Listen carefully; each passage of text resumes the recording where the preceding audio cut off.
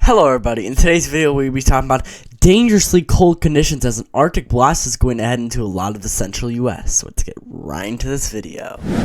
The Climate Prediction Center has issued their 6 to 10 day temperature outlook with very cold temperatures for basically the entire US, as a huge Arctic blast is going to plume in from Siberia and create Arctic, like dangerously cold conditions, guys.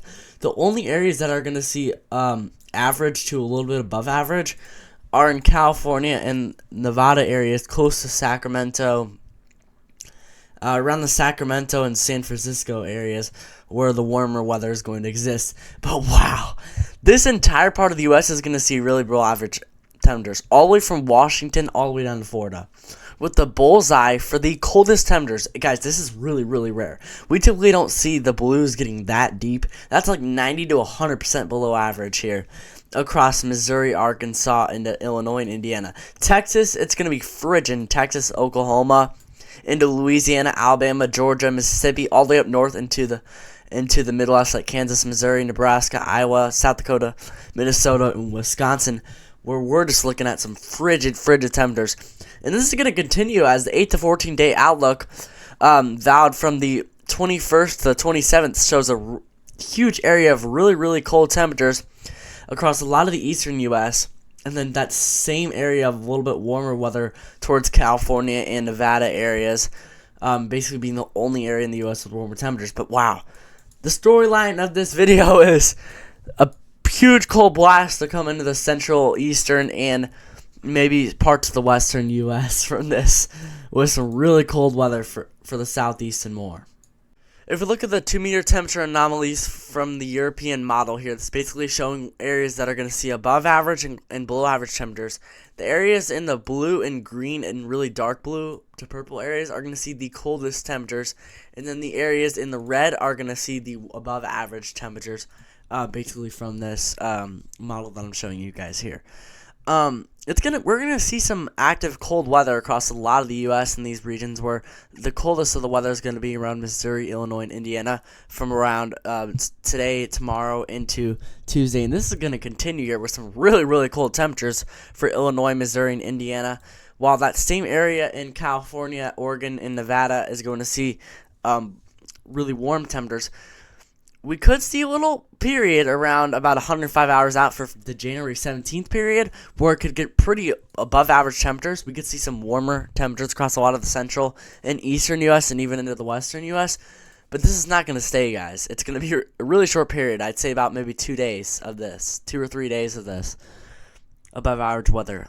Then we're going to have a huge cold blast come in. If we look at Siberia, this is Siberian air, guys. Freezing cold air coming in. This is extremely below average temperatures, up to like 30 degrees, 40 degrees potentially below average across Ohio there.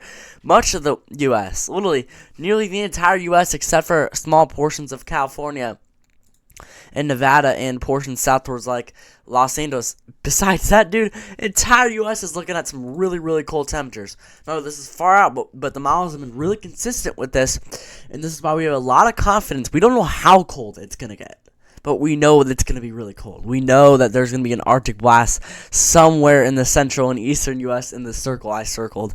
As this is not going to end, guys. Just freezing cold temperatures. It may kind of hold off later, but that's a little too far out to really get into details on that. But man, we're going to have constant Arctic blasts start to come in and just frigid temperatures for a lot of the U.S. here.